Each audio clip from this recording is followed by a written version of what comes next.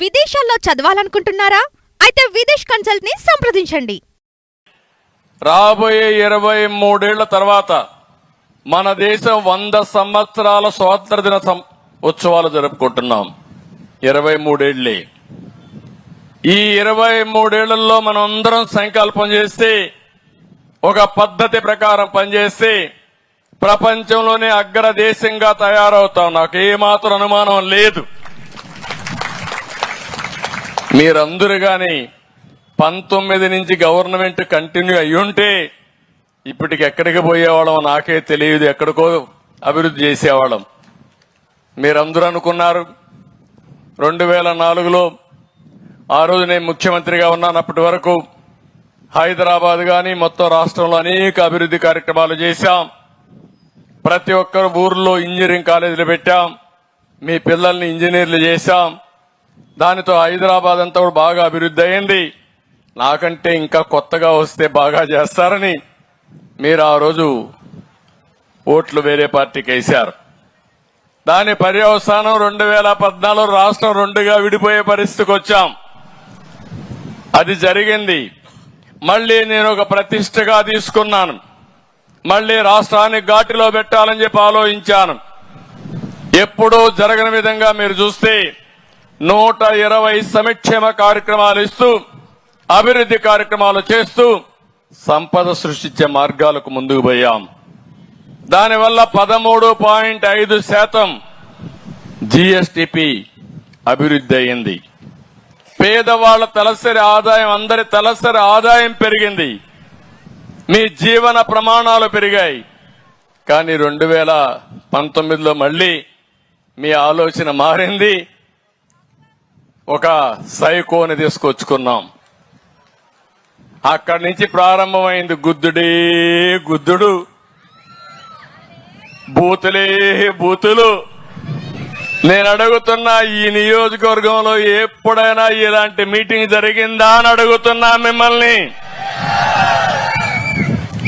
NT Ramarao గారు కట్టిన stadium అది, మా పార్టీ కట్టిన స్టేడియం అవునా కాదా అని అడుగుతున్నా. నేను ఇక్కడ రాలేకపోయా.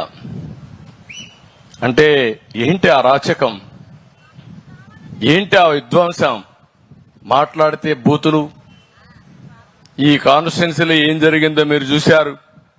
ఆడబిడ్డలు కూడా సోషల్ మీడియాలో కడాన అందరూ ఉన్నారు. నాకు కూడా తప్పలేదంటే ఆ బాధలు.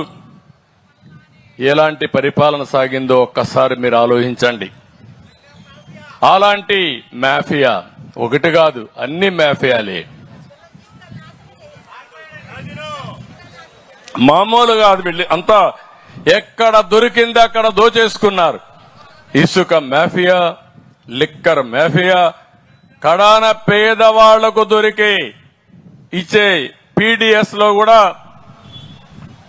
ఏదైతే రైస్ ఇస్తామో అందులో కూడా రీసైక్లింగ్, రేషన్ రైస్ కూడా రీసైక్లింగ్. ఇంకా భూ కబ్జాలు ఇంకా మామూలు కాదు. మీరు మాట్లాడలేరు. మీకోసం వస్తే మమ్మల్ని కూడా చూసే పరిస్థితిలో మీరు లేరు. అలాంటి క్యాసినో, మా తమ్ముడు చెప్తున్నాడు, క్యాసినో ఇక్కడ ఆడిస్తే ఇదేంటి మరి చేస్తున్నారంటే దానిపైన దాడి.